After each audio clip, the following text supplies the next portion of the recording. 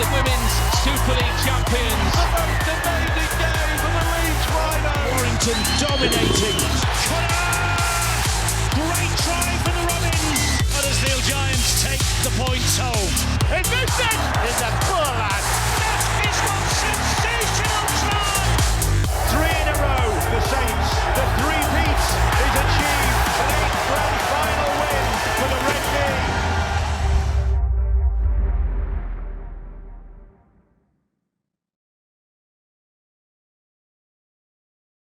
Hello and welcome to The Last Tackle, our weekly rugby league show. I'm delighted to welcome to the studio the head of rugby for the Keighley Cougars, that's Andrew Henderson, and one of the journalists who followed rugby league for years, Gareth Walker. Gents, thanks for coming in. Hendo, let's start with you. Big news this afternoon. Kristian Woolf is leaving St Helens at the end of the season for a new challenge in Australia. Yeah, look, I think it's a fantastic opportunity for Kristian to return home and obviously play his trade further there. And I think he will certainly have gained a lot from the experience being at St Helens. They're a great club. They operate very, very well, very professionally. And I think Kristian Woolf, in terms of his own coaching aspirations, hasn't done them any harm, has he, by what he's achieved at St Helens. I think a lot of people questioned when he came in, could he not only replicate what Justin Holbrook had already sort of put in place initially, but could he even take it further? And I think he has. I thought Justin Holbrook did a great job in terms of transforming St Helens and getting them back to playing the St Helens way and achieving what he achieved with that team. But I think Kristian Woolf has took it to another level. Certainly, they just seem to have a lot more defensive steel about them, and to back up and perform consistently the way they have done under his tenure has been nothing but remarkable. And whether they will still finish on a high this season, well, was yet to be seen. But I think he's done a tremendous job, and I think, like you said, I think it's a great coup for whatever club in Australia has managed to secure his services. We're not sure yet who that is. But then also the big question mark is, who will take over St Helens after that? Will they feel that Paul Wellens, I know he's got aspirations to be a head coach of the future, will they feel that he's ready to promote him from within, or will they again look for outside options to come in and take that team, that club on? But whoever takes it on, it'll be big shoes to fill. Saints fans will be gutted. Will they be out surprised? No, I don't think so. I mean, it's been widely talked about within the game, certainly in Australia. I think even last week, club officials at different clubs were quoting the fact that Kristian Woolf is coming back to Australia. So I don't think they'll be surprised. I think there will be an element of disappointment because of all the reasons that Hendo just said. When he came in, Justin Holbrook's shoes were big shoes to fill. And I don't think it was completely guaranteed that he would be successful, despite how well St Helens are set up as a club with the junior systems and players coming through. We saw with Kieran Cunningham, it's not a guarantee that it will definitely work. But it did under Kristian Woolf, and as Hendo said, he instilled this defensive steel about them. They've been remarkably consistent, and they've continued that tradition of bringing young St Helens players through. You've seen somebody like Lewis Dodd, who's unfortunately missed a lot of this year, but he's such an exciting talent come through under Kristian Woolf, and then there's another handful of them that have done that in that time.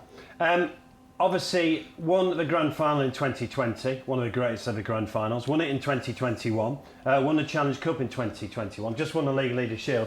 Hendo, his record has obviously been fantastic at Saints, but I think where you've got to give him credit as well is he came to this country and he was, had 4 games, and then we went into lockdown. Yeah. And he was in a strange country, couldn't go back and see his family in Australia for months, wasn't it? Absolutely months. Absolutely. So I think in many respects, now the world is sort of swinging back to normal, you can understand the decision on personal reasons, can't you?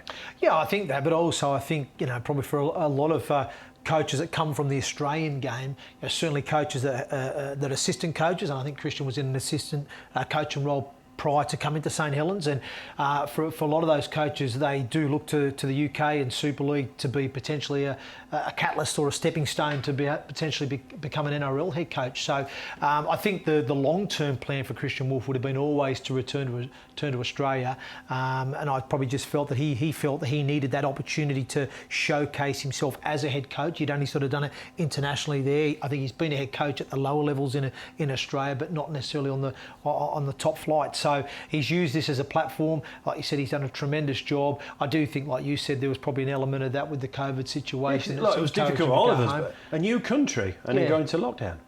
Yeah, tough. He's tough. done an amazing but job. He's managed his team through that too, and like you said, because they still came out and produced the goods when we got back playing. And like you said, he's got to take a lot of credit for how he's developed that team at St Helens and took it further from where it already was, what he has achieved. And I think for his own personal point of view, he has developed personally as a coach to be able to set him up for a return to Australia to hopefully go to the next level and be head coach in the NRL, which is obviously what his long-term aspiration is. I'll bring you back in a moment, Gareth, but what about the timing? Obviously, it's such a crucial stage of a season. What about the timing? Or is it better if the speculation's going on to get the announcement made? Yeah, I think Gareth alluded to it earlier in his chat there, that I think it was probably been simmering for a while behind the scenes. So you don't think it'll affect the dressing room? I don't think so. I think they've probably, in some respects, I think the club's probably deliberately done this just towards the back end, almost try and motivate the team a little bit more. I think you could argue that Saints have been a little bit scratchy in it for a few weeks. They've not been probably hitting the heights that they'd expect consistently over the last sort of 5 or 6 weeks. So I think there's just a little bit of an injection of, hey, Kristian's going to be going at the end of the year. Opportunity now for you to prove yourselves to the new coach who'll potentially be coming in, but also to send Kristian out on a high too. So I think there's a deliberate sort of tactic there from the club to do that. Plus, I think it just allows a couple of weeks now prior to going into the playoffs for all the dust to settle so they can focus on having a really strong playoff campaign. Quick word on the timing before we move on. Yeah, I think it would have been planned. I think people would have known about this within the club and they would have set out whether they wanted to do it before or after the playoffs campaign. So it won't affect the dressing room at all? I wouldn't have thought so, no. As Hendo said, I don't know whether it's necessarily motivation. I don't think they need any more motivation to win a title, but it gives them another reason, doesn't it? To send a bloke out who is clearly well liked within the dressing room, out on a high. It gives them an extra reason to do that. I think it would have been planned internally. I'd be very surprised if that had any noticeable effect on their playoff campaign.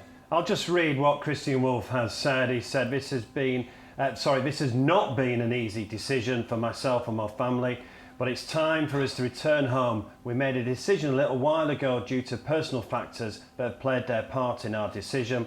The timing has also been combined with an opportunity that has arisen in Australia. I've been here for 3 years. I've loved every minute of it.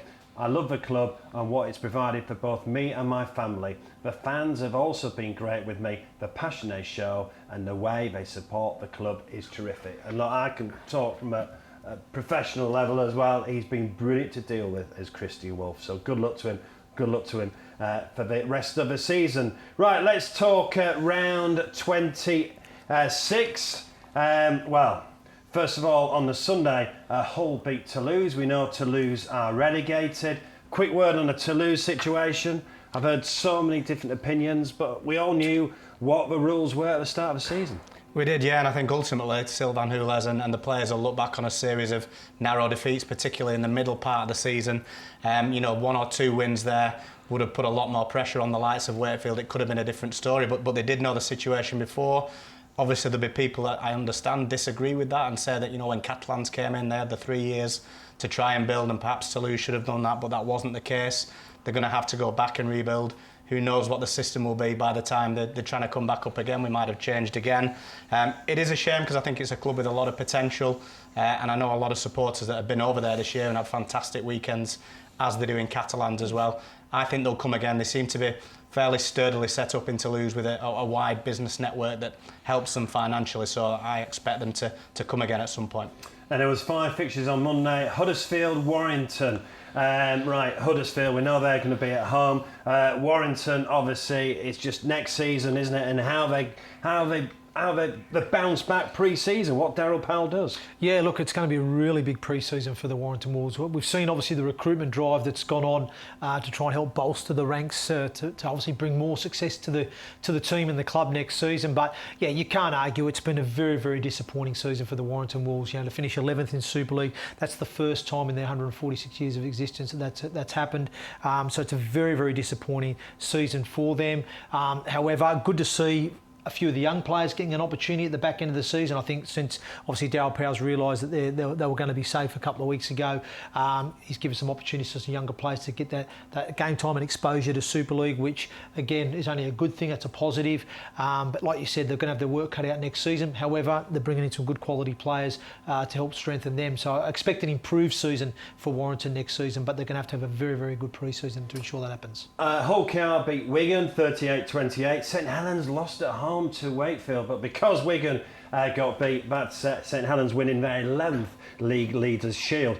Just a quick word on Wakefield. That's a 4th straight win for Wakefield, and I really like the look of this Lewis Murphy, and he scored 4, didn't he? Yeah, what a finisher he is. He's fantastic. He's one of the new stars of Super League, isn't he?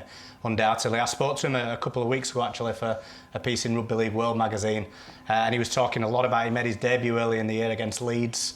Ash Hanley scored a hat-trick against him, one of them directly from his mistakes, and he quite openly said he wondered at the time, you know, am I going to be good enough to do this?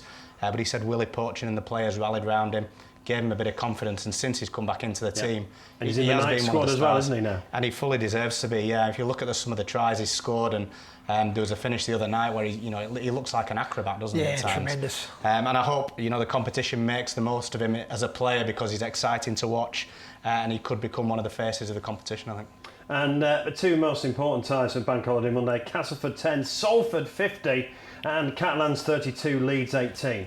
Right, let's just deal with Catalans Leeds first of all. Rohan Smith has definitely got Leeds going in the right direction. Obviously, got that huge game against Cass, which we'll talk about in a moment. Yeah, no, look, I've really enjoyed watching Leeds over the last few weeks. You know, the way Rohan has turned them around is incredible. I'm liking their style of play.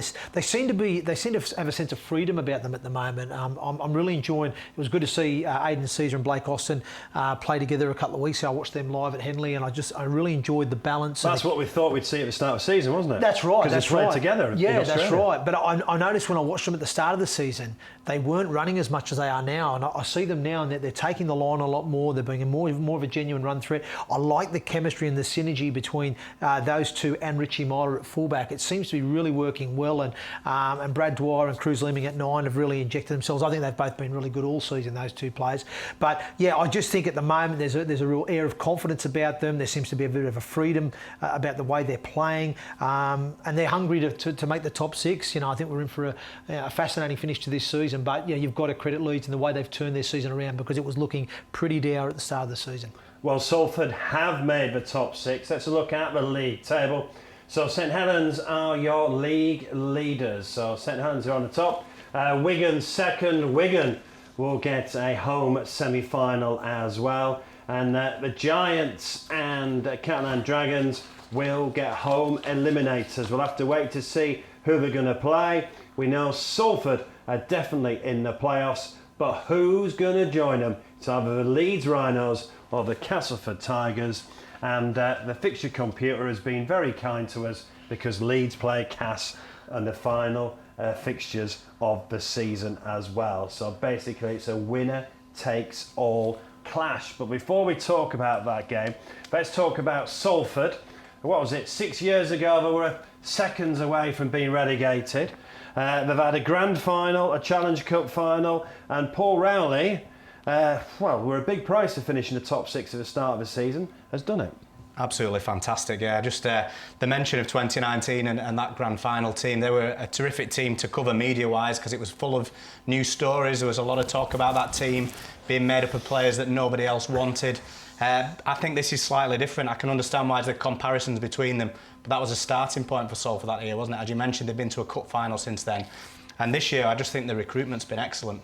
So that gave them a good start, and they're really exciting to watch. That 2019 Brodie team... Croft, superb. And the pace and strike in their outside backs. So 2019 were a really hard-working team. They had a real X-factor in Jackson Hastings and could score some good tries. But I turned the game on against Castleford the other day excited about what I was going to see, because they can attack from anywhere on the field. You look at that back line and the way they've all performed this year, including Ryan Briley at the back through to Brodie Croft, and Mark Sneed at halfback, and then Ackers has been terrific at hooker, hasn't he? And Callum Watkins as well, coming back to his best. Fantastic. It's great to see. Mark Sneed was brilliant against Cass. Mark Sneed, good control in the halfback, does a great job. His kicking game's second to none. But yeah, no, there's a lot of good stories, as Gareth rightly said there, within that Salford team. Because we all know Paul Rowley is working on a budget as well, isn't he? Yeah, they're still not spending anywhere near, I don't think, some of the bigger clubs in that competition, but the recruitment's been smart. So some people might say, oh, maybe these were guys that others didn't want, but I think they've picked deliberately a certain style of player there, and he's fitted into this system terrifically. It took them a little bit of time, didn't it? But I think there's a form table knocking around on social media of the last 10 matches, of which Salford are top of the league, so I don't think anybody's going to fancy playing them in the playoffs. No, so Salford are in the playoffs, but it's all about the grand final on Saturday, the 24th of September. Celebrate 25 years of grand final glory. Robinson, what a try! The culmination of the Betfred Super League season. At the iconic Old Trafford. Bring on the atmosphere. Bring on breathtaking moments. Bring on history. Betfred Super League Grand Final. Bring it on. Bring it on, Saturday the 24th of September. We'll talk more about the Betfred Super League in a moment, but let's just wrap a few things up. Let's talk about the Championship first of all. 2 rounds left and then we've got the playoffs. Lee have sealed first place as well. They put 100 points against York the other week as well, didn't they? Look, you've been covering a lot of the games as well for Premier Sports. Yes. So Lee obviously have got work to do, but at the moment are looking good for return to the Super League. Yeah, I think so. I think from what I've seen of the Championship over the course of the season, I think that Leeds team has grown, it's developed. It's playing now at a level that is of Super League standard, and I'm not sure that we're going to see anybody upset the apple cart come the back end of the season. I know Featherstone have been trying their best to stay with Lee throughout the season. I know they started the season really well, Featherstone, but they just seem to have fallen away come the back end. Hey, listen, they're still... anything can happen come playoff time, but from what I've seen of that Lee team, they look very well balanced. I think they've got really good leg speed through that middle third. They've got some fantastic strike with a Pape out of dummy half who causes all sorts of problems, and there's some of the strike they've got on the edges as well is phenomenal. Some fantastic forwards as well that lay a good platform, and I just think I think if you're looking at compared to the other teams in the Championship, they look the team that, for me, that looks more like a Super League team or ready to be a Super League team, if that makes sense. Yeah. So I can't see past Lee this season. And again, I think you've noticed with some of the recruitment they've done mid to back end of this season, you can see they're building that team for next year with the likes of Josh Charnley coming in. They've signed Matt Davis, they've announced him, and a few other players like that are coming into the fold for next season. You can tell they're already building that team for Super League. And he's on the telly quite a lot, but Premier Sports have done a really good job putting the Championship in the spotlight, haven't they? Yeah, fantastic. It's great to see the competition back on screens regularly like that. I've spent a lot of time during my career covering the Championship, and it just provides some terrific entertainment, storylines, matches between clubs who have been in Super League before, others that want to get there. It's full of good stories every week, and it's been really good to see it back on the screens every week, definitely. And let's talk League One. We've got the head of rugby here, and you've been promoted at Keighley. Yes, we have. Now we have. It's been a fantastic season for the team and for the club, Mark. Obviously, we've currently gone 19 from 19 unbeaten at the moment. We sealed promotion a couple of weeks ago, but it was just nice. On the weekend, we had our final home game of the season against the North Wales Crusaders, and to have the sort of celebrations pitchside after the game presented with the League Leaders Shield and the players receiving their medals. It was just a really good occasion. We had almost 3,000 fans there to witness that and be part of that match day experience of seeing the club lift a trophy. I think it's been at least 8 years since they've been promoted from this division. So, look, there's a plan in place at the moment, Mark, for the club to try and stay in the Championship and progress and move up the ranks, so to speak. But like I said, we'll enjoy the moment for now. We still have one game to go, believe it or not. We played Rochdale, Gareth's team, this weekend away at Rochdale. But the goal for us now is to go the season undefeated. No Keighley team has gone undefeated ever. So it would be a bit of history made there if the team of 2022 can achieve that. But either way, the goal of promotion was always the goal from the club's perspective, and to achieve that in the fashion that we've done is quite incredible. We talk about rugby league being an inclusive sport, which it is, and we talk about the community game a lot. Well, Keighley are a prime example of a community club, aren't they? Yeah, absolutely, Mark. What you've done off the pitch is fabulous. Yeah, massive. And, I remember when I was speaking to the owners when I first came into the club, and we discussed, obviously, things that we wanted to improve and operate better from the performance side, but we also spoke about the club side of things. There was things that we could do a little bit better there to re-engage with the community, because one thing I have noticed since being at that club is there is a real true community spirit within the town of Keighley and a real hunger to support rugby league. But again, we've got to play our part in making sure we're engaging with the community. And you rightly said there, Mark, there's been a lot of projects off the field that the club have now developed and offered to the wider community. They've obviously improved the match day experience as well to give it a bit more of a feel-good factor for people coming down, win, lose or draw. So I think the club's got to take a lot of credit for that, for obviously addressing that side of things, as well as supporting the levels of support they have given to the performance department, but also for the way they've operated off the field too. And I think what we're seeing now is crowds regularly creeping over that 2,000 mark by the back end of the season as a result of that community engagement from the club. So, bar the head of rugby, how good a job have Keighley done? Oh, it's terrific. I went earlier in the season, so I went and watched Rochdale at Keighley and took my 7-year-old lad there. And the atmosphere was terrific inside the ground. It was noticeable how many young faces there was and young local rugby league teams that had gone to watch them. And I think in many ways that's a shining light for what the sport at that level should be trying to do. You know, I can still remember the days of Cougar Mania when there was the big 4,000 or 5,000 crowds down there and what it was like. And it felt like it was getting back towards that. So I think they deserve a lot of credit for what they've done. They've had a fantastic season, and I still hope they fall one short of the unbeaten season on Sunday. Well, let's turn our attention to the women's game. We streamed you York City Knights winning the League Leaders' Shield against Leeds last weekend, and we caught up with the player of the match, Tara Jane Stanley. Okay, Tara, first of all, many congratulations. Firstly on today's game, Tara, many congratulations. You've just won yourself the player of the match. No, thank you very much. And it's fabulous to be player of the match, but I wouldn't be stood here if it wasn't for the girls behind me. Like, the heart, and they put the heart and soul into this game. And I'm absolutely buzzing. To be honest, Tara, for any viewers that are watching at home and they're just tuning in now, they wouldn't believe that you've just won the League Leaders' Shield. You're so calm, it's unbelievable. Tell us a little bit about that. I've not been sleeping for 3 days. I've been messaging Lindsay at ridiculous hours of the morning because it just means so much to me, and it hasn't sunk in yet. It really hasn't. It's a dream for us. It's a dream for us girls. Like, this team, what we've been through is absolutely phenomenal. The team had the revamp 18 months ago, and to do what they've done in that time is absolutely amazing. You talked about the amazing feeling and what you've achieved, but can you share with us sort of exactly what the secret of your success throughout the season has been so far? It's what we've got underneath the emblem. It's our heart. Every single training session, every single gym session, we put 110% in. The coaching staff are phenomenal. The hours of review that they put in to make sure that every single run, every single play, it's just what goes on behind the scenes is incredible. But it's the girls, it's the forwards. Our forwards are absolutely phenomenal. It's just it all comes together, and we got the win today. I'm dumbfounded. Tara, finally, just before we let you go and celebrate along with the supporters, just a special mention for those supporters out there. They've made themselves heard. They've made the journey here. Just what does it mean to those supporters and you to get that support here today? The 14th man on the field. They really are. Like, we look up. I come out at the start, getting me prep. I look up and I see those fans, and genuinely, they do something to me that no one else does. They're absolutely phenomenal. The support we have is insane, and I can't thank them enough.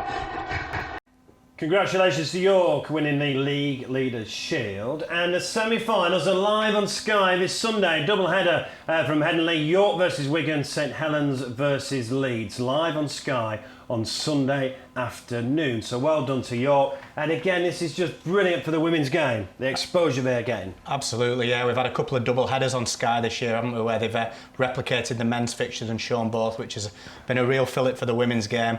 York, they've clearly targeted the importance of the women's game over the last few years, brought in some players and coaches, and they've added an extra dimension to a competition that we've often seen Leeds and St Helens be quite dominant in. So the playoffs look really intriguing, and the biggest thing for me is it's a World Cup year again, isn't it? So the women's NRL's just started up over there. We're seeing some great players there, but it's going to be fantastic to see some of these women come up against the best of Australia and New Zealand at the end of the year as well. It's brilliant that these girls are getting the exposure they deserve. Yeah, absolutely. I mean, it's fantastic. I think it's, from the games perspective, I think there's a lot of different platforms now that we've now got out there that are showcasing our great sport and different sort of variations of the game as well, from men's, women's, wheelchair, etc. So, no, it's fantastic, and the women's game has grown. There's no doubt about it. I think it's great that York have had such a tremendous season and take out the league leaders. It just keeps it interesting. St Helens have been certainly the dominant force for a number of years, so it just adds a little bit extra spice into the mix now that we've got a new top dog, so to speak.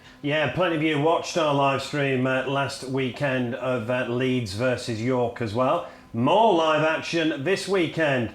It's the Betfred Wheelchair Super League, live and exclusive on the Sportsman, and it's Wigan taking on Leeds. And obviously, it's a World Cup year for these lot as well. That's what I love about the World Cup this year, because it's the men's, the women's and the wheelchair. Yeah, absolutely. And I'll tell you, the wheelchair variation of the game is fantastic. I've had the pleasure of being able to witness it live, call games on it, and it is an exciting game. I didn't know what to expect the first time I ever watched it. I don't know if you've ever watched it, Gareth, but honestly, it's a really good game. It's more brutal than I expected. Like, they go at it hammer and tong. Some of the skill level is great. The atmosphere is great that they create there, and I'm really excited to see what that's going to bring. But fantastic game that we're going to get here live on the Sportsman. Wigan v Leeds, two great wheelchair teams. They're going at it. Sometimes we don't have positivity around Rugby League, Gareth, but we've still got the grand final, we've still got the playoffs, we've still got promotion to get sorted as well, and then we've got a World Cup. I know, it's a fantastic few months ahead now, isn't it? And like you say, I mean, there's always a lot of discussion and politics and a bit of negativity around the sport. And we've seen that recently, but this is the time of the season where everyone can get excited about it now. We've got so much at stake across all the three main competitions, but then even in the different kind of areas of the game that we've just spoken about, and that before three big World Cups. So this is the time to be a Rugby League supporter, without doubt. And we'll be here throughout the World Cup as well, here on the Sportsman. Don't miss a thing from the new home of Rugby League Online. Follow the Sportsman on social media and follow their YouTube channel for exclusive content.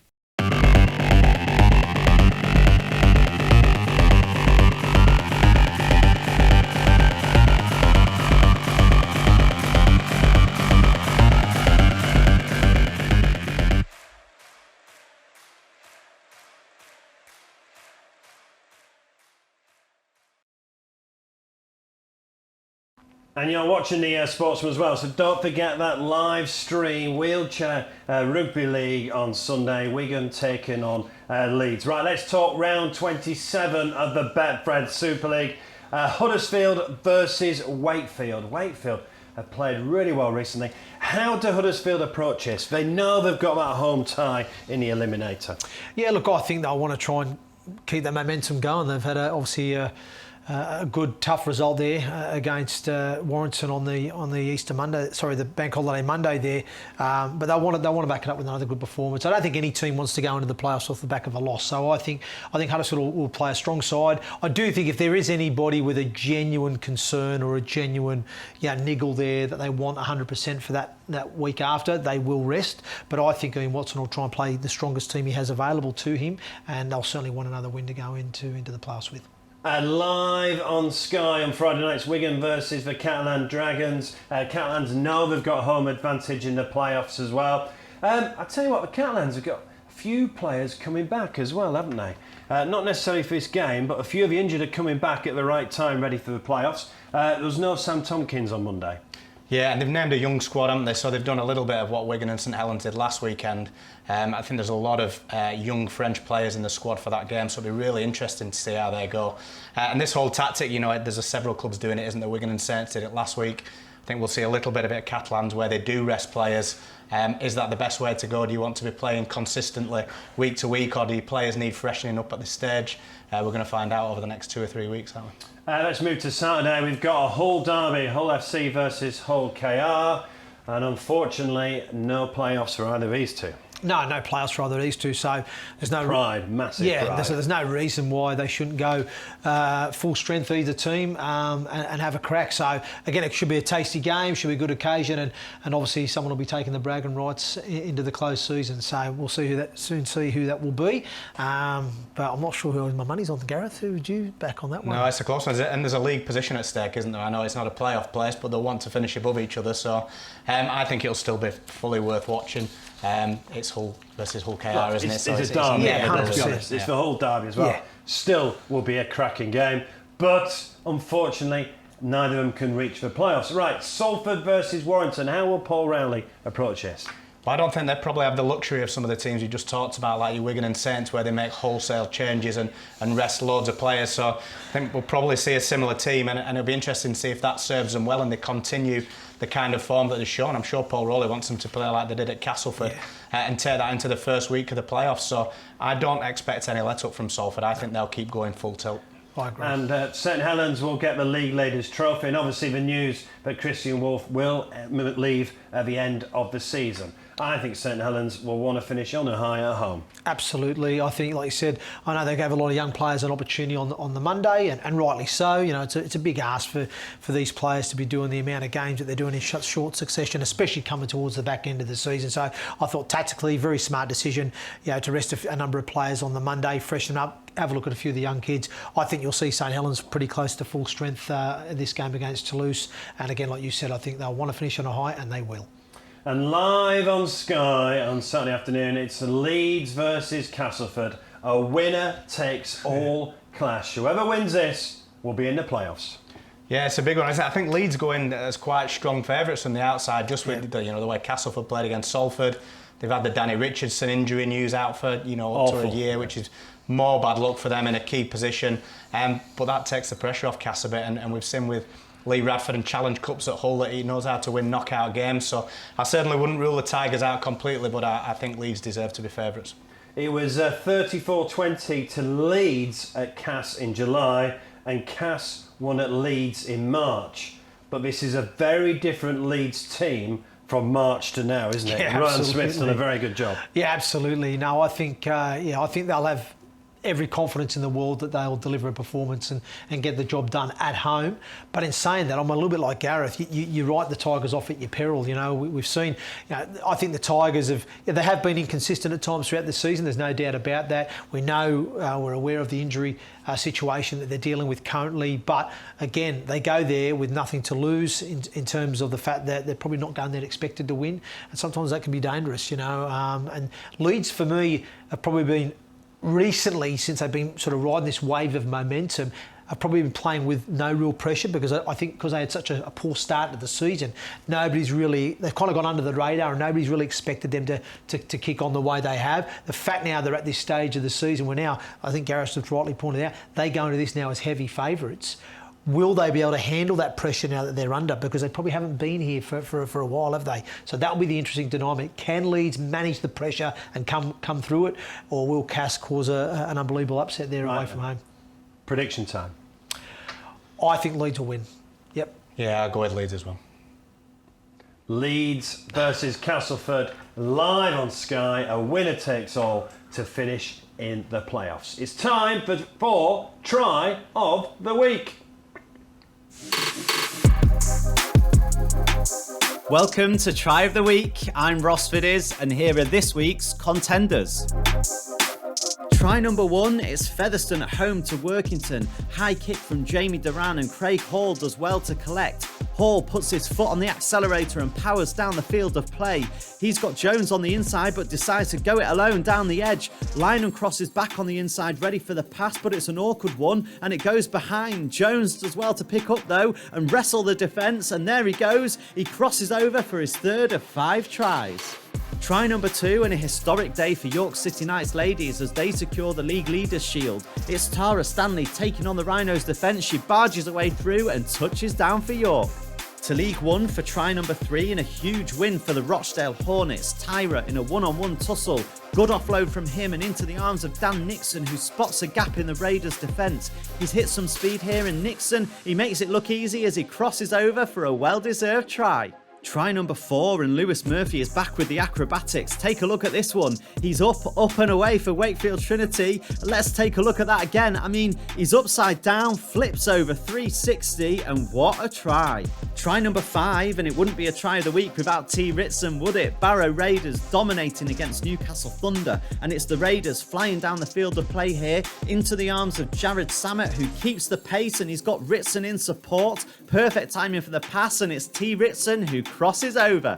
Back to Super League for try number 6 in the Wigan Saints derby. Just look at this solo effort from Liam Marshall. It was a quick pass from Cade Cust and Marshall charges down the line, but Davis cuts across for Saints. Somehow Marshall stays in the field of play though, ducks under Lomax, and what an effort! Look at the celebrations from Liam Marshall. Try number 7 and it's Salford looking to secure a place in the playoffs away at Cass. Chris Atkin is flying here. The Tigers' defence are all over the place and Sneedy positions himself well for the incoming pass. It's Sneed with the ball and Sneed with the try. And finally, try number 8, and we're back with Lewis Murphy, this time against St Helens. He juggles the ball, executes the gymnastics, and the magic man, he touches down for another superb try. 8 tries, but only 1 winner. Head to the R-League app now to vote for your favourite. It's not down to me, Lewis Murphy. Wow. 4 tries on Bank Holiday Monday. He is going to be some player, hopefully. Right, talking about players, the Dream Team is going to be announced on Sunday. You can go on the Super League website and make your predictions as well. So let's have a look at your Dream Team, then, Hendo. Let's bring it up. Talk us through it. Yeah, well, as you can see on the images here, I've got Field at fullback. I just think he's been outstanding. He has been brilliant. I think you couldn't look anywhere past him at fullback. Yeah, Makinson and Bevan French on the wings for me. I just think French again has been in scintillating form. Makinson has been consistent as ever. It was a tough one, that one, because I was debating whether to go with Ash Hanley as well, but I just think Makinson has shown his quality throughout the season yet again. The centres again was another tough decision for me. I think Lutelli's been one of the form centres of the competition for most of this season, and I've picked Sean Kenny-Dow just purely on the fact that I just think the impact that he's had on his team, even when they've had all those injuries and players out, he has still performed and almost carried that team on a number of occasions. That's why he's in for me. The halfback pairings, Johnny Lomax, again, I just think he's been still fairly consistent throughout the season, doing the job as he does. And Brady Croft, for me, has been probably one of the players of the competition, to be fair. Certainly in this second half of the season, he has really come to life, so deserves his spot there. Up front, we've got Alex Wormsley and Aletsky, the 2 English props here. I think both deserve that. I think they've both consistently been good, made good meters, done a good job for their teams respectively. I've gone with Matt Parcell at 9. That's probably a little bit contentious. There's probably a couple of blokes that could be in the mixer for that one. But again, the reason I've gone with him is more for the fact that I just think he's been at the hub of a lot of the attacking threat and play when Hull KR have been on the front foot and been good. I think he's been at the heart of that. So that's why I've gone with him. The back rowers, I've gone with Kai Pearce-Paul and Chris McQueen. I think McQueen has been in fantastic form for the Huddersfield Giants this season. He's been outstanding and may get an England call-up perhaps. And Kai Pearce-Paul, again, I think you can't deny the ability of that kid. I think, again, has been tremendous, a genuine threat on the edge. I know he's had to play out of position a couple of times this year, but what a player he is. And I've gone with Joe Westerman at 13. Again, maybe a contentious one, but the reason I've gone with him is, again, more for the impact that he has had on his team. I think he is really, I know Castleford at times have been inconsistent this season, but I think Joe Weston has been consistently good for Castleford and has been very much at the heart of a lot of the good things that they've done. Let's look at Gareth's Dream Team as well. Gareth, we're running out of time, so quickly talk us through it. Yeah, I'll just go through the different ones, I guess, to Hendo. We've got a lot of similar ones, haven't we, there? On the wing, I went with Ash Handley. I can see shouts from Makinson and Ken Seal, but I think Handley's made more metres than any other player in the comp. And when Leeds was struggling, he was still stood up for his team and led some young lads. Tim Laffey at centre, I think, has been great for Salford. I went for Wellesby above Lomax. I think he started the year, there was a lot of talk about him being the full-back, and this was his year. He's had to switch positions again, and he's been so influential for them. I've gone for Andy Ackers at 9. I think he's been absolutely fantastic for Salford. Potential World Cup bolter, as some people mention on social media. I think he's been really good. And in the back row, I went for a couple of guys who I think are players, Liam Farrell and Morgan Knowles, who are just real consistent, week-to-week guys who stand up, same week in, week out. But I think they both showed on that we've got some terrific players in Super League. That's announced on Sunday. Also on Sunday, we'll be showing Wigan versus Leeds in the Betfred Wheelchair Super League. Gents, thanks for coming in. So, huge game on Saturday. It's Leeds versus Castleford, and the winners will be in the playoffs. See you next week. Celebrate 25 years of grand final glory. Robinson, what a try! The culmination of the Betfred Super League season. At the iconic Old Trafford. Bring on the atmosphere. Bring on breathtaking moments. Bring on history. Betfred Super League Grand Final. Bring it on.